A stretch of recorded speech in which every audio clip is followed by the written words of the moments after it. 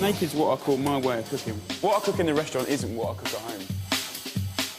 Cooking's got to be a laugh. It's got to be simple, it's got to be tasty, it's got to be fun. I suppose you could say it's stripping down the recipe to its bare essentials. No way, it's not meat, it's the food. Got a day off, George is out and about doing things, got the whole kitchen to myself. I'm trying to get all these things that I've been meaning to do for like the last 3 months. You know, all the kitchen bits and pieces, all this kind of munchies. I want to get my chilli situation back up to where it should be, because you know what I'm like about chills. And that's it, really. Sounds like a bit of a busman's holiday to me. It's not all work and just, you know, mucking about. I've got the boys coming around today. I'm going to go go-karting, which I'm really looking forward to. But apart from that, it's a pretty quiet day. I'm going to have a nice night in with Jules tonight and keep out of trouble. So, that's it, really. I'm going out to Borough Market now, anyway. I'll catch you later. I'm after some chilies, mate. Lovely. I tell you what, I need a load of those. Right. And I need a load of these. Easy, mate. What are you doing with it all? Hey? What are you going to do with all that? You got any herbs? Nice herbs. Come on over here. How is Mrs. Turnip? She's all right, she's all right. She's just dropped the baby turnips off at school. How many baby turnips have you got? Yeah, we've got 2, haven't we? We've got 2, yeah. Yeah. Unbelievable, they are. But they're growing, medium size. When do you plant those? Easy. Not where, I said when. Mint. We're going go-karting today.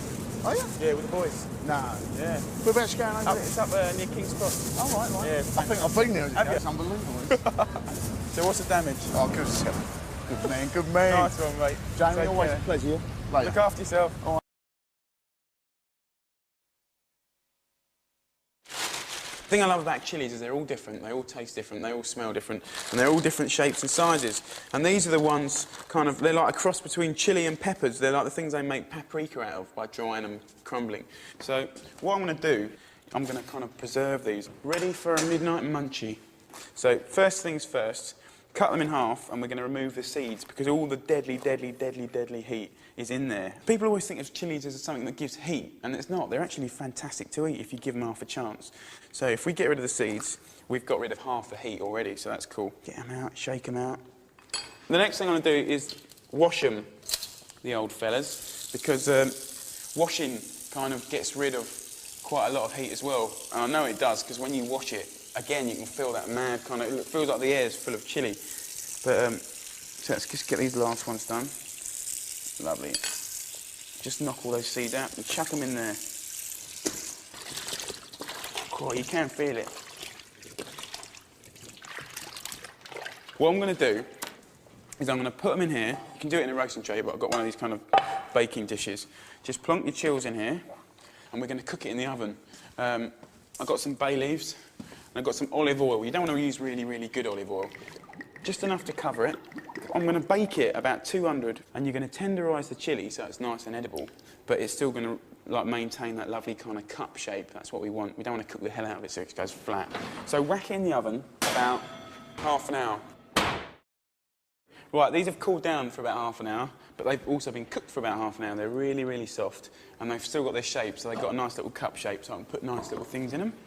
And just drain them of the oil. It's not just like a chilli, aggressive oil now. It's quite a kind of sweet, kind of roasted, peppery kind of oil, you know, which is brill. And so you're not going to throw that away? No way, God, don't do that. I'm going to put it back into this bottle and then keep it for, like, pizzas and cheese, salads, I mean, Quite fish. hot, is it? Yeah, of course it's got a nice kick because it's been cooked with that. But look, I haven't got a funnel, and I've got this trick that my old man used to do when the old lawnmower back home used to run out of petrol, because I always used to cut the grass for him, and I always used to run it out of petrol. It used to drive him up the wall. Shove it down the hole. God, put it in the sink, I think it's a good idea. Let's have a little pour. Lovely, it's working. There we go. That's great, you have 2 dishes for the price of 1, basically. Yeah, but what about the funnel? Lovely. So, bottle of very tasty flavoured oil. So what I'm going to do now is stuff these chilies. And I'm going to use anchovies and capers. Just kind of equal amount of each. Just going to finely chop it. I'm not going to make it too pasty. Looks a little bit more homemade, you know? A bit more love. Right, that's all chopped. What do I need? I need one of these airtight jar things, and you just put it into here like that, and press it in. So they're kind of stuffed, really? They're kind of stuffed, mate. Right? And then we put them in our little jar, and we do it to all of those, and they will sit very happily in the fridge, just gagging to be used, in salads, with nice grilled fried fish, on their own as kind of, not canapes, but kind of like, you know, things to go with drinks, because like, you know, cold glass of anything, and like the whole hot salty thing does it for me. Do you know when you go in a bar and you have the olives and it just gets you going, you know, for dinner? I love it. But to make these really, really, really special, right, imagine they come out like that, and you just finally, you roughly chop some basil, parsley, rocket, both, or one of each, and just dress it with some balsamic vinegar, and put that on top, so it kind of goes like that. And that fresh, it's one of the best things I've ever eaten. And you don't even have to preserve them, just eat them straight away. Does Jules like chilies too? I annoy my girlfriend so much, because I'm always doing something late, whether it's the band or whatever. About 1 o'clock, 1:30, I get the munchies. So I like to go in the fridge and get a bit of stale bread, toast or whatever, get some chilies, get some gherkins, and a nice chunk of cheese. And my girlfriend normally wakes up when she hears the fridge doors going late at night. And she would just say, "What are you doing?" "Oh, God, I hate you." And I walk in, because she knows I want to come to bed stinking of gherkins and blooming chilies and stuff. She thinks it's disgusting. Lovely. Right, then let's just cover it in some olive oil from my rather small canister. Just pour it on the side so it doesn't disrupt it too much. So we're done. Munchies, sustained for the next couple of months.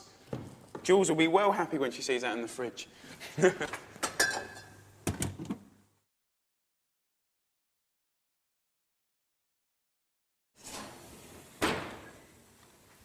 Right, this is another fantastic recipe that you can keep in the fridge for a couple of days. A little bit like, well, I think of it a little bit like the kind of guacamoles and the hummuses. One of those kind of spready, munchy type things. Something you can put in a sarnie on like little bits of crispy toast, like for munchies before drinks, or, you know, late night munchies, or anything like that, really. Right, so I've got 4 big black aubergines. You can use any aubergines, really. And I've roasted them at 250 degrees for about an hour. And you have this really soft, sweet-smelling kind of inside, and it's kind of almost creamy. It's fantastic. But they call it poor man's caviar, because inside it looks a little bit like caviar, kind of. It looks nothing like caviar, but I don't know. Who invented that? I call it Essex Boys Caviar, because I think it's a bit of a classier name, you know. All you have to do is like scoop out the insides and just get it all out, and it comes out really, really easy. You could kind of put it in a Maggi-Mix and blend it up so it's smooth, but I think you lose all the character. So while we're adding the other ingredients, I'm going to stir and kind of chop with a spoon. And I'm going to use cumin. And cumin is a fantastic spice. It's a right pokey spice, you know, it gives you a right punch around the face. And you have to go easy with it, really. So I'm going to have 2 pinches. And if I need more, I'll add it later, but essentially, that's how much I need. So once you've got it to a nice powder, yeah, I want to get some garlic in there, some nice sort of background flavour. I need like a normal sized clove. I just peel it and pound that up as well. Once you've got that to a nice paste, get it in here, scoop it out and stir that in.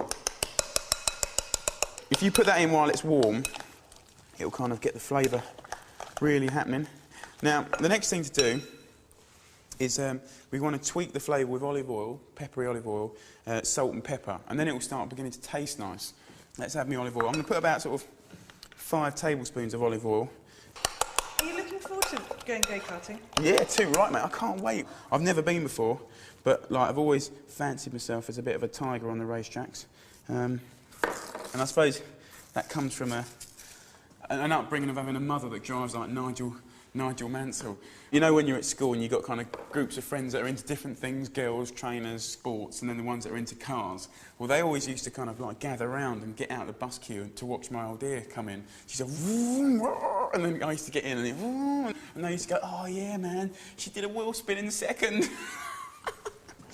And that was my mum all over. And then just to top it all off, my old man is completely different. He does an average of about 25 miles an hour in 5th gear, and he just sits there kind of like the whole world going by him, not really concentrating. He used to get me to school late, and then when I went from school, I'd miss neighbours because it'd take about an hour and a half to get home. It was so embarrassing. Yeah, that tastes good, that tastes seasoned now, right, and it even tastes nice. But what I want to do now is balance that oily thing with lemon and a nice bit of coriander. You want that kind of acidic thing, that's the really important thing. You've got that kind of oily, creamy aubergine, you've got the cumin in there, so there's kind of like a spice there, but it's the lemon juice that's going to really turn it around like a million times. So you want about 1.5 lemons in there, but add 1 lemon and taste it, stir it in and taste it. So that's really good actually. I'm just going to add 1 lemon. And also it's still warm, so when it gets cold it's going to be beautiful. So I've got a nice bunch of coriander that I've just washed and shaken off. I'm just going to use about half of that. Just kind of finely chop it, because those stalks are really, really sweet and quite crunchy. And then when you get onto leaves, just kind of slightly more roughly chop them. When this is finished, it tastes so good that I've even had it with like some really nice, on a plate, a big dollop, like you'd have like mashed potatoes with like lamb chops or something. I'd have a big dollop with some sort of mustardy leaves like rocket or watercress or something, and some seared scallops. Or even like things like whitefish are brilliant, or shellfish, absolutely superb. Or lamb, even better with lamb, roasted lamb, sliced up and that. Oh yeah, baby. Rock on, that's really nice. So, do you want to try some? I'd love to. Just put a rack on. I'm going to do a kind of Melba toast thing. And these sort of things are like fantastic. I remember when I went to college and there was all like these kind of canapes and stuff going on. Canapes this, canapes that, aspic jelly and little students breathing over things, putting things in shapes, and like flavour to sort of work effort and taste-wise. Like, it's all, in my eyes, completely wrong. So you're not a vol au vent man then? I'm not a vol au vent man. It's too much time, you know. Think about how long that took me, and this is fantastic. And then imagine having a glass of champagne or beer in your hand. Just imagine it. And tuck in, see what you think. Delicious. Nice, yeah.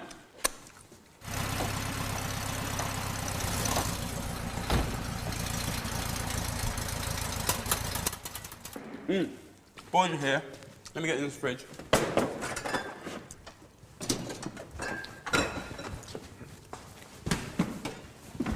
Lovely.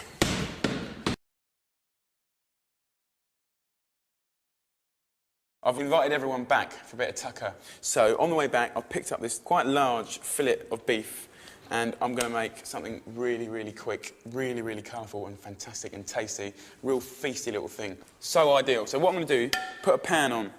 Basically what I'm doing is a carpaccio of beef, yeah, which classically is always raw. But what I'm going to do is I'm going to sear it. It's still going to be sort of like rare, rary, yeah, but I'm going to have a nice little seared rim, yeah, and I'm going to encrust it with like seasoning and spices and stuff like that. Right, so I've got coriander seeds. That's the little trick here. You want a good handful, because coriander seeds are quite a mellow, you know, in comparison to like coriander the leaf, which is kind of fragrant and fresh. You just bash them and all this smell comes out. That's what I love about it, the old pestle and mortar. It's fantastic. Push the beef to one side, and I'm going to use this chopping board, and I'm just going to season it quite generously with pepper, and then salt. I think you were having a quiet night in with Jules tonight. Don't say that, because you'll make me feel guilty. I opened my mouth, didn't I? I got a bit too excited, and I said, oh yeah, come back to my house. So she doesn't know yet, but she should be cool about it. Right, salt, pepper, coriander seeds, and then just roll the beef over it like that, and it will just stick to it and encrust it. I'm just going to put a touch of oil. I'm going to use the chili oil as well. I told you it would come in handy. So just put that over the beef, and then basically kind of pat it in, and just so it's got a little layer of kind of oil, and then, you know, it's not going to stick or anything like that. So we want it to toast now and almost like get all those spices and stuff going. I'll turn it about every minute, minute and a half. So what I want to do now basically is get some nice sort of things to sprinkle on the top. I'm going to take this kind of like in a Thai direction, which is slightly unusual but really, really tasty. And I've got coriander and I've got ginger. First of all, get your old coriander and you just roll it up like it was a cigar or something like that. Slice it thinly. push that up there. That's the old coriander. So let's have a little look. Yeah, like that. Fantastic. I'm well chuffed with that. Right, and then the ginger, just chop it up finely into little flecks. Lovely, just put that in there. All right, this looks pretty damn good. Lovely. Right, so what we're going to do is just turn the gas off, push this to one side, let it kind of relax for about sort of 5-10 minutes. Why do you do that? Well, the thing is, like, imagine if, like, you're really warm and I chuck you in a cold swimming pool, yeah? You're going to go, oh, like that. And the other way around, it's kind of the same for meat. If you've got cold meat and it goes in a hot pan, like, it goes like that, and it's really, really tight and contracting, and all the juice cooks into the middle, and then when you let it relax, it goes, it's kind of a Hamlet moment, you know? Take it easy, and then all the juice goes back to where it should be, and then you slice it, it's tender, tastes nice, it falls apart in your mouth. Otherwise, it's tough as old boots. So what I need now is I need some chilies and radish. Look at these lovely radishes. The leaves are like, if you just taste one, so tasty. And like, what's the point in throwing it away? We'll have that on the bottom of the plate, and it will look really, really nice. And then I want to slice them. And then I've got the old chilies. Right, so all I want to do is take the old tops off, lose the seeds, and try and slice them at an angle as finely as possible. Right, we're sorted. I need a big, big plate. Get the old meat, and we can slice it up. So, I mean, it's that easy, you know, it takes no time at all. So, just slice it as thinly as you possibly can. How many will that feed now, do you think? Now we've cut it like this, and we're going to kind of flavour it like this, you'd serve like 8-10 people out of it, so you're actually stretching quite an expensive bit of meat a long way. And if I'm really lucky, I might even get leftovers, so I can have them in masani tomorrow. Right, here we go. This is how simple it is. The lovely kind of leaves of the radish, which are nice and mustardy, yeah? Just sprinkle about the place, yeah? And then you want to kind of really casually kind of drape this meat. And the whole idea is that we want to make one layer so we can put all these lovely flavours on and they can all get exposed to it, you know? What I want to do now is just like, you know, we want to get the ginger and from height, just like scatter. You don't want to get too low and sort of put it all on one bit, you know? And then like coriander. And then let's have a bit of radish. Fantastic. And then let's have the chilli. Again, lovely. So that is absolutely pucker, right? And it's lively and it looks cool. But to get it all happening, get some sesame seed oil, right? Which is pretty potent stuff, really. And just kind of really lightly dribble and just work into the middle in like a little circle. Soy sauce, you can be really generous. You just make sure that every bit of meat has got soy sauce over. And then you've got the limes, yeah? Squeeze it. Squeeze it. Yeah. There we go, mate. Happy days. We're all done. The thing I really love about these salads is that, like, you can pick up something like, you know, a mushroom, and if you slice it, like, nice and thinly lengthwise, all of a sudden it looks almost oriental, you know? But I've got some rocket, bean sprouts, red and green peppers, got my spring onions. You know, you can have 4 things or you can have 10 things. But the main thing is that it's all crunchy and looks nice. So let's just plonk this in here. Lovely baby spinach, right? Plonk that in there. Let's check out our, the old nudes. It's all sticking. They don't take very long to cook those, do they? Nah, a couple of minutes. Blind him. What else we got? Yeah, nice. I've got some coriander and some mint. I think it's amazing that you can just invite a lot of people around for supper at the drop of a hat like this. Food doesn't always have to be lots of work or a palaver or be all official about it, you know. It's just about getting your mates around and getting the old boys fed, really. As soon as the boys and girls get here today, I'm going to give them some of my Essex Boy caviar, a bit of toast, and I'll get the old stuffed chillies out as well and finish that off with a rocket and balsamic vinegar, and they will love it. No, this is my perfect day, mate, and it's certainly turning out to be anyway. Nothing like having all your mates around for a bit of tucker. Obviously, you don't want to put warm noodles into the lovely, cold, crispy, crunchy veggies. So we're getting nice and cold. Let that drain. I've got these cashews that I just put in the oven for 5 minutes. just to get nice and golden. They're fantastic. When you come across one of those, it'll be a nice little surprise because it'll taste lovely. Now, I'm going to make a dressing, yeah? And of late, I've just started doing them in the jam jar because whatever you don't use, put it in the fridge and use it for the next couple of days, you know, so it's good. Just going to chop up the chilli. I'm not going to take the seeds out this time. I'm just going to chop them nice and thinly. So we just put that in the old jam jar. Garlic. I need a little bit of garlic. It's just for a little bit of background flavour. Just kind of finely slice that. And then I've got about a thumb-sized piece of ginger, and I'm just going to run through that and just finely chop it so it's nice and dinky. Get your limes and squeeze them into. Brilliant, right, so I've got about 4 limes in there. We now need to get soy sauce in there, yeah? A couple of tablespoons, just to give it that lovely taste. And you want about a tablespoon of sesame seed oil, because it's quite strong, you don't want to overdo it. And then about, 2-3 times as much oil as there is lime juice. So about that much. Put the lid on. Give it a good old gourmet, son.